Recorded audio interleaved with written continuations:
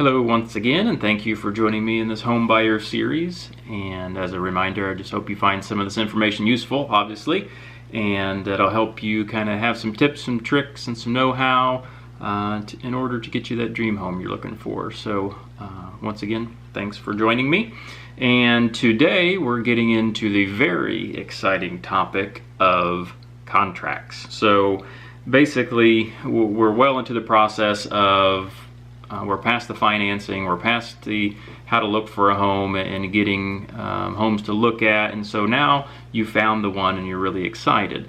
I'm really excited for you as well. If I'm doing my job right, we found you the right home, and hopefully we can get it at a price that works best for you. And in order to do that, the next step is an offer. And so what is an offer? Basically, the simplest terms is, what are you going to pay for the property, and under what stipulations will you purchase the property? So there's basically the basic agreement we work off of is 8 pages long, and so we're going to be covering quite a bit in those 8 pages, and then there is some other auxiliary paperwork depending on the situation. So it can be kind of long to get through, and so this video I might have to split up into 2, maybe 3 videos, just so you're not sitting here for 45 minutes basically listening or just watching me talk at you. So like I mentioned, the offer forms, they are kind of self-explanatory, but I do comment that they're basically, since they are made by lawyers, there's a lot of legalese in there, and so it's my job to interpret those for you and make sure that you do understand everything. I mean, you are signing into a legally binding agreement, and so you need to know the ins and outs of that, and what could happen if you don't abide by those, and what happens if the seller doesn't abide by those. So we'll go ahead and get started. The first page goes over, okay, who is buying what? So you are the buyer, you're buying the property. Me as your agent, I will need to know your legal name to put on these forms. And sometimes, depending on the situation, if you're purchasing it with somebody, a spouse or somebody, I usually defer to the lender to tell us what name and whose name needs to go on the form. So I know a lot of people, they go by maybe their middle name or initials or something like that. We really can't do that. We need your legal name, how you sign your legal name. And then in the event, and this happens sometimes, in the event, let's say one spouse has the bulk of the income and a good credit score, and maybe the other spouse doesn't work, or their credit's kind of bad, or for whatever reason, the lender will basically route everything through the first spouse. And if that's the case, we write the offer under their name alone, and then later on in the process we can tell the title company to make sure that both names are on the deed and things like that. But for the purchase situation, we will need basically who the lender is loaning the money to, and we need to know what name that comes under. So I will ask you that, and I'll ask the lender that, and at this point we already need or already have our pre-approval, and so I can usually reference that as far as what name to put on there. Then it goes into, okay, the property. So what property are you purchasing? And we identify the property in kind of two different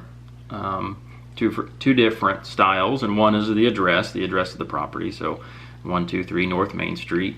But then there's also a legal description to every property, and that's kind of because, not to go off on a tangent, but basically addresses can be wrong, and so we can't legally identify a property just by the address. So we do need that legal description from the county or the state to properly identify the property that you are buying. So we identify that. So we have that, and then the next section kind of goes into what would remain in the property or on the property.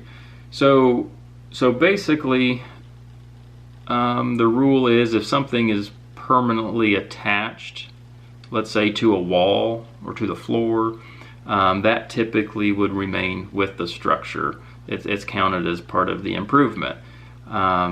Things we run into sometimes are corner cabinets, and maybe like an old farmhouse, they put a corner cabinet in and they trim around it and they nail it to the wall. Those usually stay. More recent examples are TV mounting brackets. Obviously those are mounted to the wall, and so those typically stay. And I'm trying to think of anything else. Appliances is kind of a case-by-case basis. Now some appliances are built in, and so those would stay, obviously.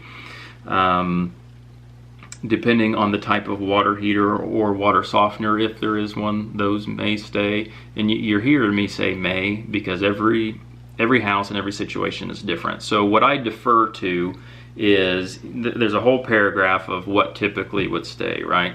And then there's a couple lines there you get to write in. So if you really wanted that refrigerator, it's not technically built in, but most of the time kitchen appliances remain.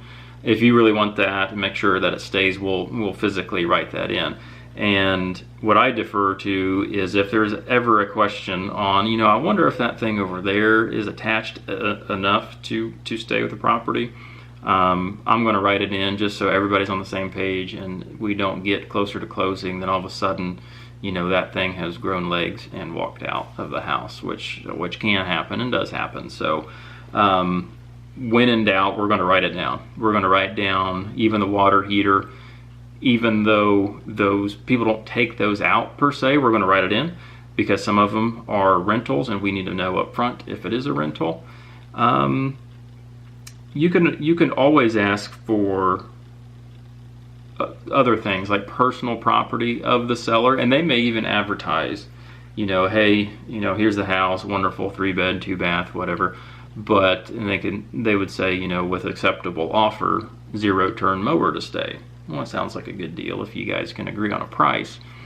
However, the lender will not lend on any personal property. The lender is only lending on the home and any fixtures, things that are attached. So that's going to have to be on a separate form, and it's an agreement between the buyer and seller. Maybe you pay a little extra after the closing to purchase that item, let's say the mower. Maybe you want to include it in the price. You just can't have it on this form. This lender will kick it back every time, and they'll say, we don't lend on personal property, so you have to remove it from the contract. So that's what we'll do. So to kind of get ahead of that, we'll throw it on something else. And so if you do want to make an offer like that, we can do that. So next section is talking about home heating fuel. So that basically pertains to propane and like a propane tank. If you're in town and have access to natural gas, that's not what it's talking about. It is, okay, who owns the tank, because a lot of them are rented, and then what happens to the fuel that's in that tank. And that could be, yeah, we'll just transfer the fuel to your name. That happens a lot. Or, a seller may say, man, I just filled up and spent $1,200-$1,500 filling up yesterday and I'm closing tomorrow. No, you're going to buy that back from me because I'm not going to be able to use any of that. Or if you want to switch service providers, the current service provider can come out and take that out, and so you can get your own. I mean, there's a ton of different options there. So the big question comes into play right in the middle of this page 1, and as I'm talking here, this might be an 8-part series when it comes to the purchase agreement, but it's the price. So what are you going to pay for it? And this all comes down, buying and selling in general, I think we mentioned this on another kind of video that we've done, is that it just comes down to motivation. If the property is listed at $100,000 and you think it's well worth it and you want to buy it and other people are interested, you may have to spend $100,000 for that house. Or you really like it and you want to make sure nobody else gets it, you may pay $105,000 for the house. If you're looking to get a deal, then we'll come in under. I would say in today's market, there's not a ton of negotiating going on right now, as far as the sellers are kind of getting what they want. That's not That's not across the board though. So if you're not comfortable offering that $100,000, well, we will offer less. I had a client once tell me that he wanted to submit a very low offer because it's not low enough unless it's embarrassing, was his quote. And I would disagree with that, because if it's low enough that you are embarrassed, you're going to offend that seller and may not be able to purchase that at any price after the fact. So just kind of keep that in mind. I understand. I want the best deal possible as well. And but there is a point where low is too low, and we'll talk about that. And if I'm again doing my job effectively, I've pulled the comparable sales, and we can kind of see what the market is doing with similar homes, and we can make a wise decision. So and then the last thing on page 1 is earnest money. So earnest money is a little bit of money that you put down on the property. It's not a down payment per se, and it lets the seller know that you are interested in purchasing the property, and you're basically, it used to be called a good faith deposit as well. So that money is cash. It comes across as a check, and usually one of the brokers will cash that and hold it in their escrow account. And that's just saying, look, I'm serious, I want to buy this place, here's some money down. That money will go towards your closing cost or your down payment later on in the transaction once you get to closing. Price-wise, I can usually say that an earnest money deposit is typically 1%, sometimes under, of your purchase price. $200,000 home, be prepared to put $2,000 down. Have I gotten away with less than that? Yes. So it's kind of up to you what you want to put down. The earnest money deposit comes into play, like I said, it will be transferred to closing. But if the transaction's not going very well and we are seeking a mutual release, that money's kind of in play. So there's certain contingencies in this contract that says, if this doesn't come out the way we thought it would, we will get that earnest money back, and we're not held to purchase the home. And that's usually homeowners insurance. You got to make sure the property can be insured. Inspections, we'll talk about that, and then overall financing. And so if like one of those three things goes south, you get that money back. Okay, so first of all, you're not continuing with the purchase, and then you will get that money back. The situation where you won't get that money back and you're just out of luck and it goes to the seller is if the neighbor's house comes up for sale and you like that better, and you basically get out of the contract. You basically cancel it for no good reason. So they're going to keep that money. Technically, it is also written in here that they could sue for liquidated damages. So if the home has been off the market and they've done this or that for you as the buyer to purchase the property, they could come back on you and say, look, we have an enforceable contract, and now they're trying to break it, and not only are we keeping the earnest money, but we will, go to our attorney or go to small claims, something like that. And I've had that happen a handful of times. It's not very common, but it does happen. You got to realize this is a legally binding contract. So there's things in here that will be enforced, and if things don't go according to plan, buyer and seller could go into litigation after. So page 2, we're on to page 2 now, is method of payment. So they want to know how you're going to pay for the home. So we should already have that pre-approval. I keep beating that drum, but they also want to know the loan type, how much you're putting down, and certain stipulations like that. So let's talk about like a really exciting new property that has multiple offers on it. Let's say all the offers come in and there's the same dollar amount, but one of the offers is like an FHA loan, the other one is a conventional loan. So the FHA loan, your down payment's 3.5%. The conventional loan, if it's truly conventional, is 20%.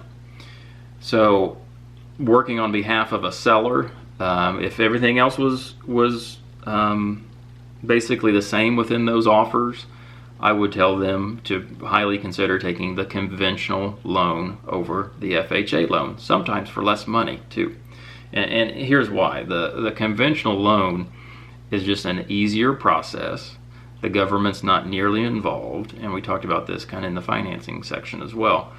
And it's usually just an easier transaction in the long run. Let's say the appraisal comes in low. As a seller, if I'm advising a seller, the person putting down 20% may have the ability to either basically make up the difference of that appraisal in cash, probably more than an FHA borrower would, because they're putting down basically the least possible amount. And so depending on what your loan type is, we will craft this offer accordingly. But this is just another example of, if we can get into a conventional loan status, you'll be better for it. It presents itself better within an offer. If that's not available to you, that's fine. We sell and are successful with FHA, USDA, and VA loans all the time. But it is a conversation that we're going to have as you're getting pre-approved, the differences, the pluses and the minuses of these different type of loans. So that's kind of why the seller in this scenario would want to know what type of loan. There's some timing implications as well, and so a conventional loan usually goes a little quicker. So we tell them, this is the loan that we're getting. By the way, here's the pre-approval. And then this would be the section also to ask the seller to cover any of your closing costs. So depending, again, look back on the financing and the loan types video, but depending on your loan type, you can ask up to a certain percentage for them to help you with your closing costs. And this is the section where we put that in. I usually use the verbiage, seller to contribute up to, let's say, 3% towards buyer's closing costs, prepaids, escrows, inspections, and/or points. So hopefully that's all encompassing and you get to use all that money if they decide, to take your offer. So moving on into more financing discussions would be the time for obtaining financing. So typically once you're pre-approved, it's a pretty quick application process. So you gave them the basic information. Now it's time to make that formal application, and so they'll ask for probably the same documents that you provided and a lot more on your financing side of things. So they're going to need all those W-2s, all the pay stubs, bank statements, and things like that. So we have I usually put in 7 days. Within 7 days, we need to make that formal loan application. And then depending on the loan type, the next timeline would be no more than X amount of days to receive acceptance of all those. So like I said, conventional, typically 30 days they can get that done. And then the other loan types may take a little bit longer, 40, 45, 60, depending on the loan type. So we will put a timeline in there for us to receive that final loan approval. Throughout this whole offer, there's going to be a lot of dates and things to keep in mind. And what I usually do is I'll mention them as we're going over the offer. But as soon as we get acceptance, that's when the counter basically starts. So this is day 1 and day 2. When that happens, we get acceptance. I send an email and everything's written out. You need to have your homeowners checked on by, April the 30th. And then your inspections need to be done by May the 4th. And then I'm trying to think of, your final loan approval should be done by this point. We're trying to close on this date. It's a target date. So, we'll go from there. So don't freak out that I'm going over all these days and days from stuff. I will follow up with you concerning that and have all those dates lined up. So, plus it's my job to remind you and say, hey, do this. But we'll close on page 2 here. The video's reaching 20 minutes. So the next little section is closing. So what is our forecasted closing date? Again, it's going to be kind of dependent on your loan type a little bit. And so typically it's at least 30 days.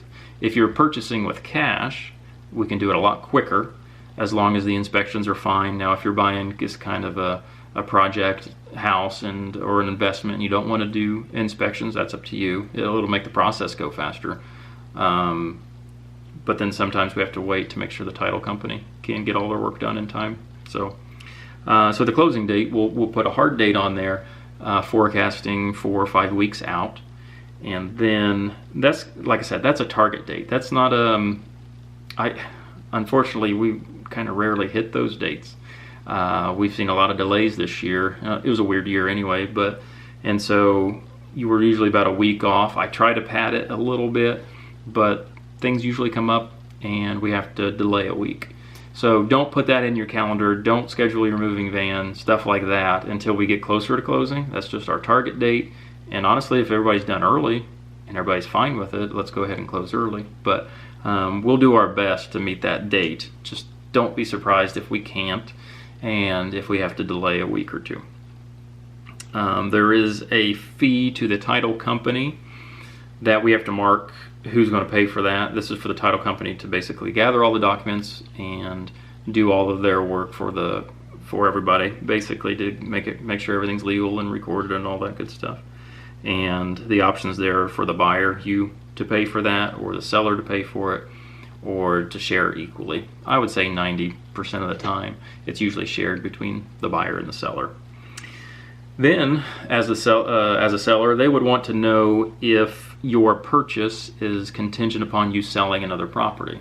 So that's what a lot of people obviously have to do. I can't have 2 mortgages, so I need to sell this property over here in order to buy your home over here. And this can get into a lot deeper conversation, but we just need to let them know yes or no at this point. If the answer is yes, we need to tell them, hey, it's already under contract, we have a closing date set, we're good to go. But if that one falls apart, we can't buy this one. It's just not financially capable of doing that. And so your offer is going to hold a lot more weight if you have to do that and you say, we have a buyer contract, we're ready to go, versus, yeah, we have to sell our home, it's not on the market yet, neighbor may want it, we don't know. That just doesn't fly anymore in this type of market. And so if that's your only way to purchase the next home, we can put in a different contingency type, and I won't go over that right now. But if you're in that situation, let's just talk specifically to that situation between the two of us and come up with some solutions to that. So there are some solutions. It gets into more paperwork and a longer discussion than what we're having right now. So that's what I'll kind of cut it off for now. This is part 1 of basically the offer part of the buyer series. So look for part 2 here coming up. And once again, I appreciate it. If you have any questions, comment below or just reach out directly. I'll be happy to answer. So thank you much.